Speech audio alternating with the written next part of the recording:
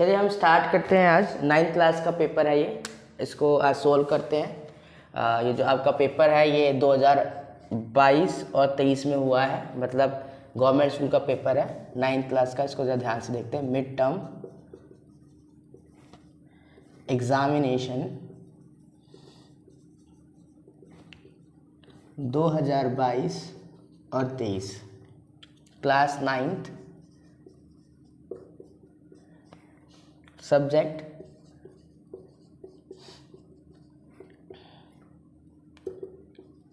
Maths,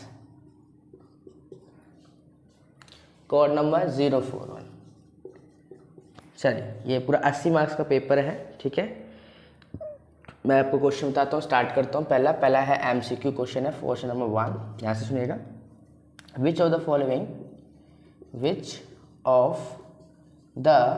following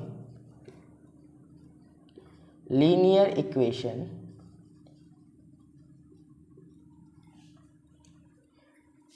has x is equal to 1 and y is equal to 3.5 as a solution? Question mark.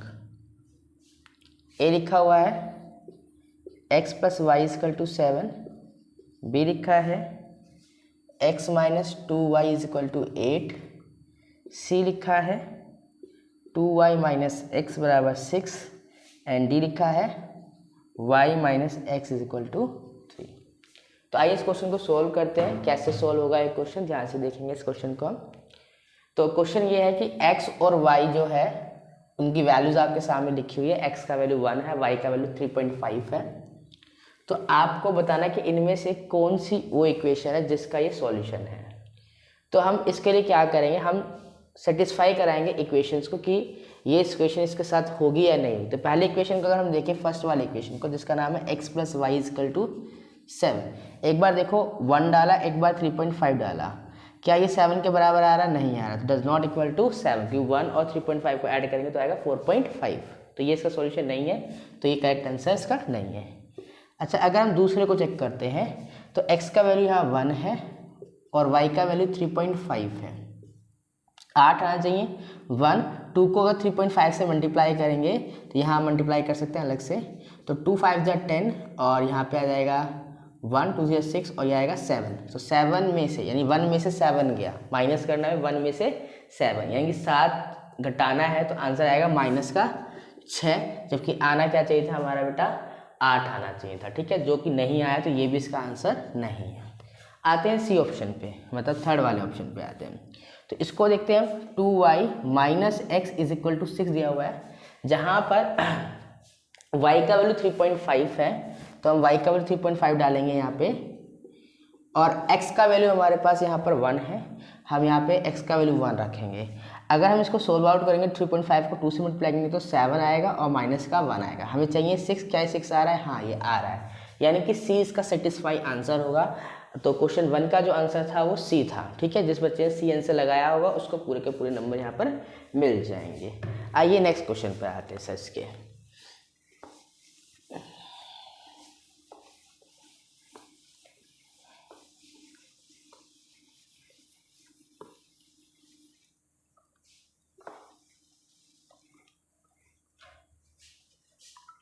Question number 2 क्या कहता है, यहाँ से सुनिएगा। The difference between the highest and lowest value of the observation is called. तो आपका पहला लिख रखा है फ्रीक्वेंसी, सेकंड लिख रखा है रेंज, थर्ड लिख रखा है अपर लिमिट, एंड फोर्थ लिख रखा है इसका बेटा यानी कि डी लिख रखा है क्लास इंटरवल। तो इसको हम सॉल्व कैसे करेंगे, जरा ध्यान से सुनिएगा। इसने बोला the difference between the highest and lowest value, the difference between the highest and lowest value. तो हाईएस्ट वैल्यू क्या होती है हम जानते हैं, हाईएस्ट वैल्यू को हम कहते हैं अपर लिमिट, हाईएस्ट वैल्यू को हम कहते हैं अपर लिमिट, और लोएस्ट वैल्यू को कहते हैं बेटा लोअर लिमिट।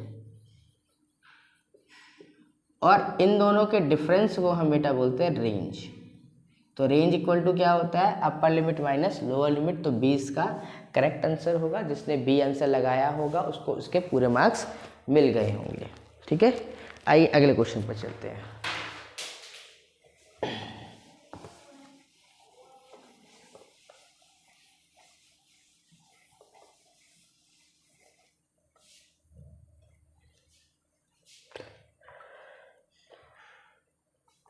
क्वेश्चन नंबर हम थर्ड की बात करते हैं। क्वेश्चन नंबर थर्ड क्या कहता है, in triangle P Q R angle P बराबर angle R and P R is equal to 5 centimetre और Q R is equal to 4 centimetre, then P Q क्या होगा ये निकालना है हमें। ऑप्शन क्या है यहाँ पे सर, ए का वैल्यू 4 सेंटीमीटर, बी का वैल्यू 2 सेंटीमीटर, सी का वैल्यू 5 सेंटीमीटर और डी का वैल्यू 2.5 सेंटीमीटर।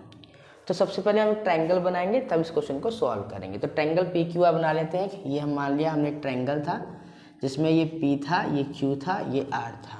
यहाँ कोई राइट एंगल नहीं दिख रहा है, आपको साफ साफ दिख रहा है। तो एंगल पी जो है वो आर के बराबर है, ये वाला जो पी है इस आर के बराबर। अगर दो एंगल बराबर होते हैं तो उनकी अपोजिट साइड क्या होती है बेटा, इक्वल होती है। इसको आइसोसेलेस ट्रायंगल की प्रॉपर्टी कहते हैं।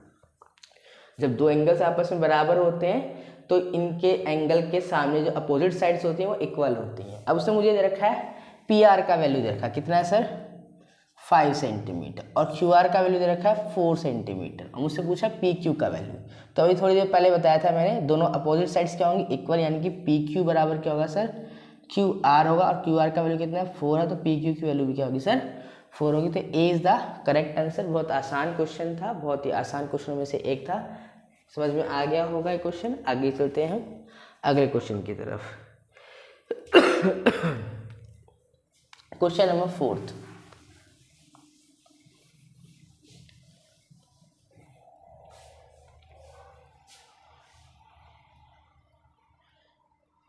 क्वेश्चन नंबर 4, इफ एब्सिका या एब्सिसा बोलते हैं कुछ लोग, कुछ एब्सिका बोलते हैं, abscissa and ordinate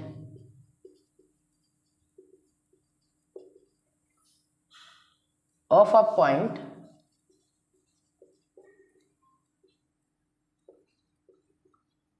m+4, 2m-1 हो, are equal the value of are equal, then the value of m is a 5, b 1, c 4 और d 6। सवाल को पहले आराम से समझेंगे क्या कह रहा है। इफ एब्सिका एंड ऑर्डिनेट, अब एब्सिका क्या होता है सर, इसे एक्स एक्सिस बोलते हैं, ऑर्डिनेट को हम बेटा बोलते हैं वाई एक्सिस। ठीक है, मतलब अगर पॉइंट हम कभी भी लिखेंगे तो कह सकते हैं एक्स कोमा वाई की फॉर्म में लिखते हैं। ठीक है, तो एक्स एक्सिस को हम बोलते हैं एब्सिका, वाई एक्सिस को कहते हैं, वाई एक्सिस को बोलते हैं हम ordinate of a points are equal, यानी कि एक्स और वाई क्या है इक्वल, यानी कि ये एक्स है और ये क्या है सर वाई, दोनों आपस में क्या है सर इक्वल। तो इक्वल करने के लिए हम क्या करेंगे, m+4 बराबर बेटा 2m-1। ठीक है, तो हम क्या करेंगे, m को एक तरफ लेंगे, 2m है ये m है, तो इस m की तरफ लेके आएंगे 2m को, यहाँ प्लस का इधर आके माइनस, 4 क्या आएगा इधर जाके प्लस का इधर आके माइनस हो जाएगा। तो आपका 2m में से m जाएगा तो माइनस का m आ जाएगा। ठीक है, क्योंकि माइनस का साइन बड़ा है इसलिए बेटा m आ जाएगा। -1 -4 -5 बन जाएगा, माइनस से माइनस कट जाएगा तो m का वैल्यू आएगा 5, यानी कि इसका ए ऑप्शन करेक्ट होगा। जिस बच्चे ने ए आंसर लगाया होगा उसको पूरे नंबर उसके मिल जाएंगे। ओके, चलिए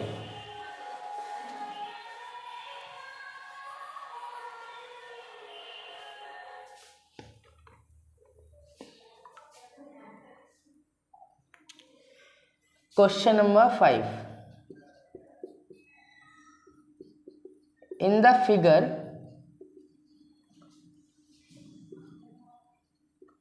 which pair of angle represent alternate interior angle, alternate interior angle, question mark. दो लाइन खींच देते हैं पहले इसकी, यहाँ पे लिखा हो जो इमेज बना रखी है इन्होंने पेपर वालों ने, तो कुछ इस तरीके से इसका इमेज है। और ये एंगल आपका 1 है, ये एंगल आपका 2 है, ये एंगल 3 है, ये एंगल 4 है, ये 5 है, ये 6 है, ये 7 है और ये 8 है। और ऑप्शंस हमें कुछ दे रखे हैं इसमें, ऑप्शंस हमारे यहाँ पे ये रहे। ए ऑप्शन दे रखा है हमें 3,6, बी ऑप्शन हमें दे रखा है 1,2, सी ऑप्शन दे रखा है 3,4 और डी ऑप्शन दे रखा है 4,6। आइए बात करते हैं। तो अल्टरनेट इंटीरियर एंगल होता क्या, उसके बारे में बात करते हैं। वो एंगल जो पहले लाइन के बीच में बनता है, दो पहले लाइन के बीच में बनेगा, उसे हम बेटा क्या बोलते हैं, अल्टरनेट एंगल बोलते हैं। दो पहले लाइन हमें दिख रही हैं, उसके बीच में हम देखते हैं कितने एंगल्स बन सकते हैं। तो ये पहले लाइन, ये पहले लाइन है। तो जो एंगल जेड जैसा दिखाई दे, एक तो ये दिख रहा है आपको जेड, तो 3 और 6 का पेयर क्या है, ऐसा यहाँ पे एक दिखाई दे रहा है। ठीक है, 3 और 4 नहीं हो सकता, 1 और 2 भी नहीं हो सकता, देख लीजिए आप। ठीक है, और 4 और 6 भी नहीं हो सकता। इसका साफ साफ एक ही आंसर है, एक पेयर दिखा रखा है 3 और 6 का, तो ए इसका करेक्ट आंसर है। देखो यहाँ पे दिख भी रहा होगा आपको, जेड बनता हुआ नजर आ रहा होगा। जो एंगल जेड बनाएगा उसे हम क्या बोलते हैं, अल्टरनेट इंटीरियर एंगल बोलते हैं। चलिए आगे बढ़े, ध्यान से सुनिएगा। आते क्वेश्चन नंबर हम बेटा 6 की तरफ आते हैं।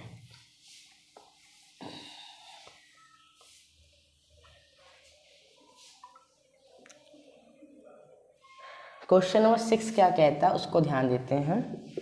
लिखा है 2/3 की पावर बेटा x है और 3/2 की पावर 2x है। तो हमें बताना है 81/16 दिया हुआ है, यहाँ पे लिखा है इफ। ठीक है, देन x क्या होगा, हमें x का वैल्यू बताना है क्या होगा।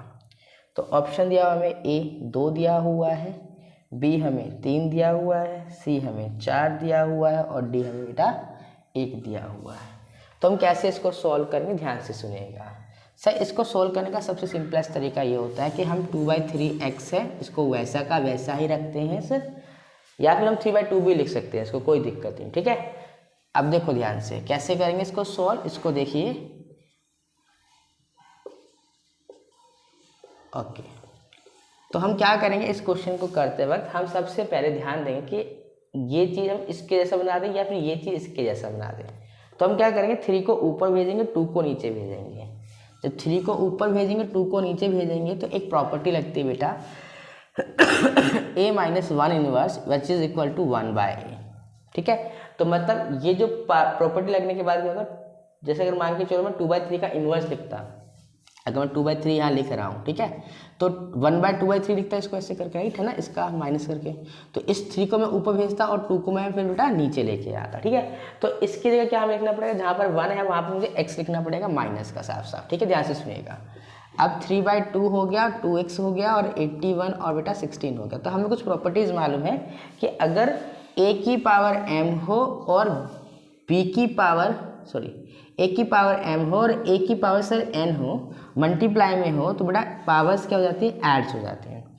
तो यहाँ पर भी हम करेंगे, सेम बेस है, तो 3/2 minus x plus 2x right is equal to होगा बेटा 81/16 राइट।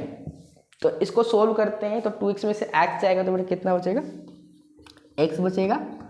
और बेटा 81 के अगर फैक्टराइजेशन करें हम, तो करके देखना, ऐसे करके फैक्टर करना सीखे होंगे आपने 81 के। तो आप जब जितने फैक्टर निकालोगे 3 की पावर 4 बनेगा और 2 की पावर 4 बनेगा, ये 4। तो ये दोनों बेस सेम है, तो x का वैल्यू कितना आएगा सर, 4 आ जाएगा इसका करेक्ट आंसर। तो सी इसका बेटा करेक्ट आंसर है 6वें क्वेश्चन का, यानी 6th क्वेश्चन जो था वो आपका बच्चे ऑप्शन इसका आंसर था बेटा सी था। चलिए अब अगले क्वेश्चन पर आइए sir.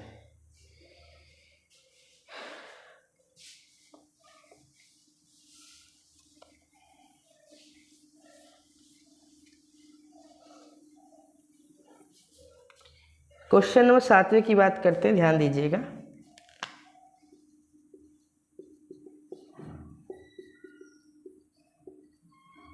In figure by which criteria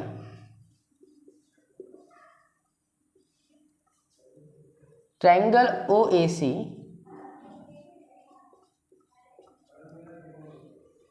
and triangle OBD are congruent